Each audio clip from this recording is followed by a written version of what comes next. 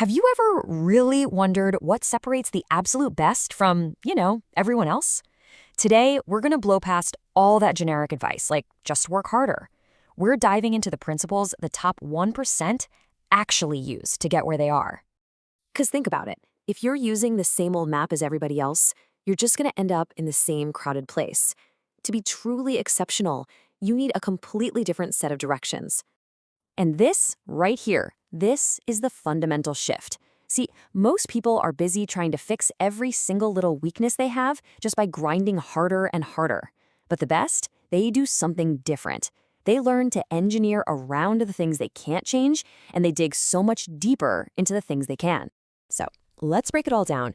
We're going to cover 5 key ideas: the anti-talent principle, your biological balance sheet, the simulation advantage, the power of virtuoso silence, and then the big secret that ties it all together, focusing on skill over success.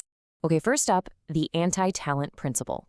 This is all about realizing that some parts of you are just like a mountain. You don't waste your energy trying to break through it. You just find a clever way around it. So let's be super clear here. An anti-talent is not just a weakness. It's not something you can just practice away. It's a fundamental part of you that just doesn't scale with effort. Trying to fix it? Well, it's kind of like trying to teach a fish to climb a tree. It's just not going to happen. A perfect example? Keanu Reeves. Early on, critics just hammered him, calling him wooden and stiff. He was trying to be this big dramatic actor, but deep emotional range? It just wasn't his thing. That was his anti-talent. So instead of fighting it, he leaned into what he did have: incredible physicality, precision, and this unique kind of zen-like presence.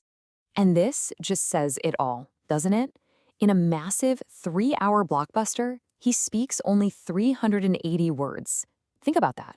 He built a multi-billion-dollar career not by fixing his supposed weakness, but by designing a world where it became completely irrelevant. And this isn't just a Hollywood thing. It works at the highest levels of business, too. When Satya Nadella took over Microsoft, everyone expected another loud, table-pounding CEO just like his predecessor. But that was his anti-talent. He was a thoughtful, empathetic engineer who quoted poetry. He didn't change himself. He changed the entire company's culture to one of empathy and collaboration, and that led to a $3 trillion valuation. So how do you find yours? It's pretty simple. Just ask yourself these 3 questions.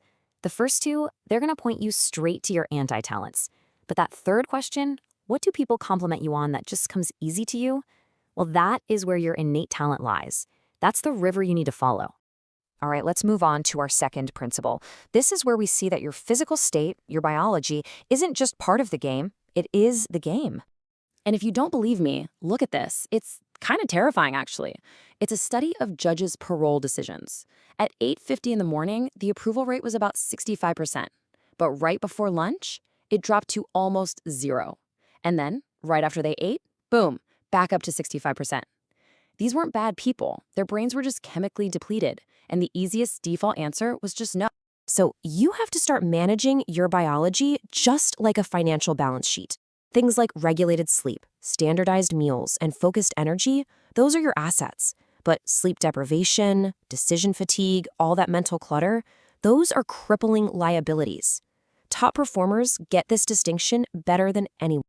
So here are 2 simple ways to start building your assets. First, cut down on decision fatigue. Standardize small choices, like what you eat for lunch. Save that precious cognitive fuel for what really matters. Second, you have to fiercely protect your sleep. Just one bad night can tank your working memory. The bottom line is this: a bankrupt body can't possibly support a wealthy mind. Okay, our third principle is like a modern superpower. It's the ability to rehearse for life's biggest moments. It's all about failing over and over again in private, so you can absolutely nail it in public. I mean, just think about it. F1 drivers and fighter pilots spend thousands of hours in simulators. And the neuroscience is clear: this intense practice lights up the exact same neural circuits as the real thing. Their brains are literally being trained to react as if they've already been through the pressure and the split-second decisions 100 times before. And the amazing thing is, you don't need a multi-million-dollar simulator anymore. You have an AI. So pick a high-stakes moment that's coming up, a big pitch, a tough interview, whatever. Then use an AI's voice mode to have a real, spoken conversation. This actually triggers the same biological stress response as the real deal. But don't just do it once. You need to practice with 3 different AI personas. A friendly one to build your confidence and flow, a skeptical one to poke holes in your arguments and force you to strengthen your case, and my favorite, an irrational one to train your ability to stay calm and composed under fire. When you do this enough, you're basically pre-living the moment. So when the time finally comes, it doesn't feel like some big, scary premiere. It just feels like a rerun, and you already know exactly how it's going to end. All right, let's move on to our final principle. This one is all about what happens between the moments of performance. The truth is, the best performers don't necessarily have better brains. They just have way less internal noise. Their minds are quieter. And you can train this skill with a really simple protocol called stop, drop, swap. When you're switching tasks, first, stop. I mean, fully close out the last one. Close the tab, put the book away, don't leave any of that cognitive residue. Then, drop. Physically drop your shoulders, let that tension go, and take one deep breath. And finally, swap.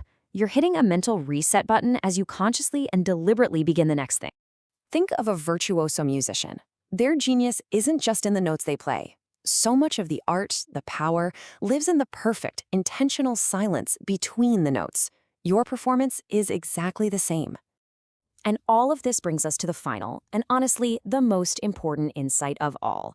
It's a deep shift in focus. Because here's the thing about success. It has its own schedule. It shows up when it wants to, not necessarily when you do. So here is. This is the fundamental truth. You can't focus on being successful. You just can't. That's an outcome, and you don't actually control it. Chasing it just leads to frustration. But what you can control, what you can focus on, is being skillful. Every single day, you can dedicate yourself to mastering your craft.